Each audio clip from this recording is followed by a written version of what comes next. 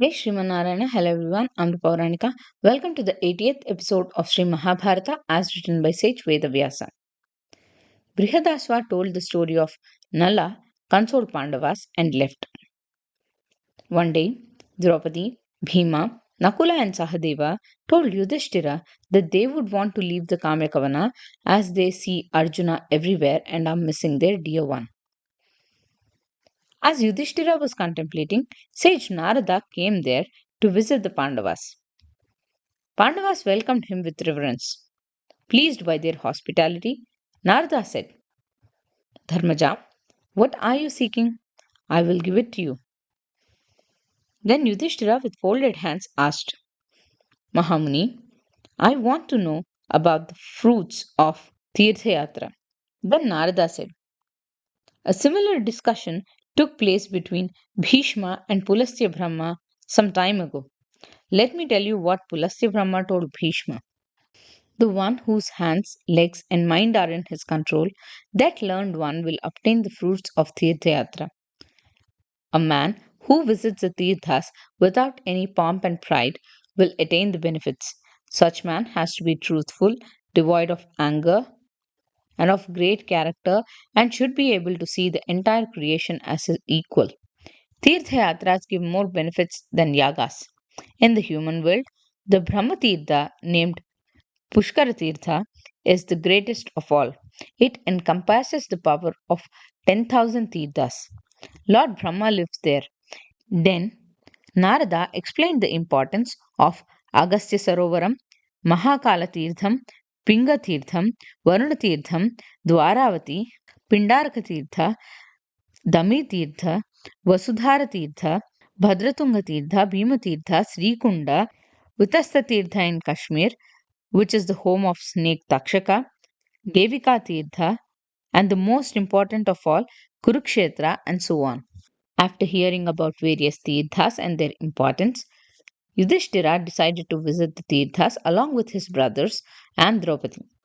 The Brahmanas who were living with him wished to follow them in the Tirthayatra. Sage Lomasa, who brought the news of Arjuna from Swargaloka, was there to guide them. As Sage Lomasa and Dhaumya led, the Pandavas with the entourage carrying the Akshaya Patra followed them to various tirthas. At every place, Yudhishthira would ask Sage Lomasa of the story of the place, and the sage would explain the same. From Gaya Kshetra, they reached the ashrama of Sage Agastya. There, Yudhishthira asked Sage Lomasa, how did Sage Agastya destroy Vaatapi? What are the powers of that Rakshasa, and how could he cause anger to Sage Agastya?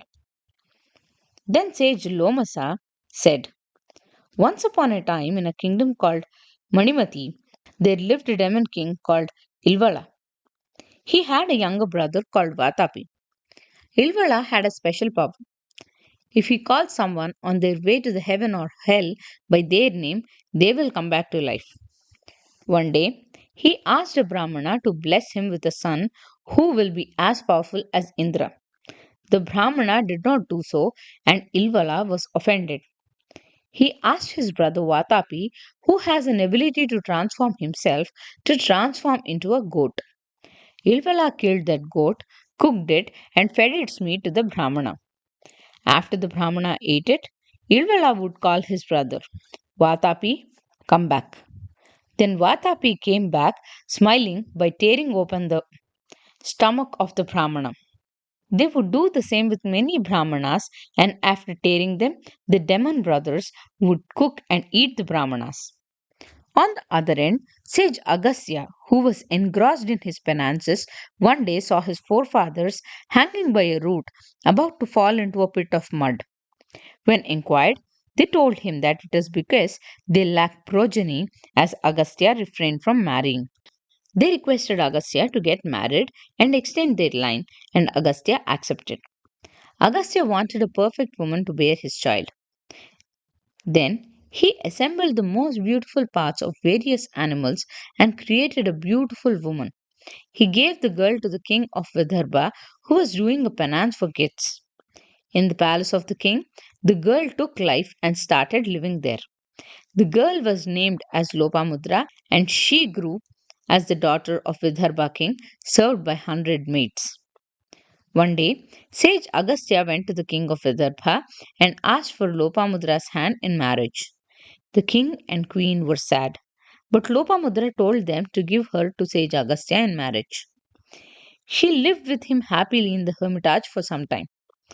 After seeing her devotion and discipline, Agastya was impressed and invited her for the union. However, Lopamudra said that lust should not touch the ascetic attire and she would want to unite with him in the luxuries of royalty. Agastya accepted her request and went to King Sridharva and asked him for some money. The king laid out the statement of his income and expenditure. After seeing that, sage Agastya realized that any amount that he would take will affect the welfare of the people and denied his help. Then Sridharva suggested that they should go to King Bratnashva and went along with Agastya. There, King Bratnashva too laid out his statement of income and expenditure, and again Agastya felt that any amount he takes will affect the welfare of the people. Then, three of them went to King Thrasadasyu. Upon knowing his financial position too, Agastya could not take any money. Then Thrasadasyu recommended that they should go to the Daitya king Ilvala. Agastya thought for a while and accepted. Accompanied by the three kings, Agastya went to Ilvala's kingdom. Upon knowing about their arrival, Ilvala, along with his ministers, went up to the city entrance and welcomed them. After they reached the palace, they were offered food, and the kings realized that Ilvala got Vaatapi take the form of a goat, cooked him, and was intending to kill them. The great sage Agastya, who realized this, told the kings not to worry and he would eat the Rakshasa. He sat on the primary seat with a smile as Ilvala served him. He consumed the demon Vaatapi in entirety. Immediately after the meal, Ilvala said, Vaatapi, come out. Again and again. But Vaatapi did not come. How can he come, Ilvala? He got digested, said Agastya. Realizing that his brother is not going to return, Ilvala with broken heart folded his hands and asked sage Agastya what they need. Agastya told him that they seek some wealth and therefore came to him. Then Ilvala said, if you can guess and tell me what I am thinking, I will give you that. Then Agastya said, Ilvala, you are planning to give 10,000 cows and gold of equal worth to each of the kings and double of that to me. Ilvala said that it was right. Then Agastya said that instead of the cows and gold coins, he needs a golden chariot. Ilvala gave them all to them. When they were about to leave, Ilvala wanted to kill sage Agastya and tried to attack him. Then the great sage rode and Ilvala reduced it to ashes. The chariot took the kings and Agastya Mahamuni to destination in seconds. Later, sage Agastya with Lopamudra gave birth to Drudasyu. Through his birth, the forefathers of sage Agastya attained higher worlds. Thank you. Jai Sriman Narayana.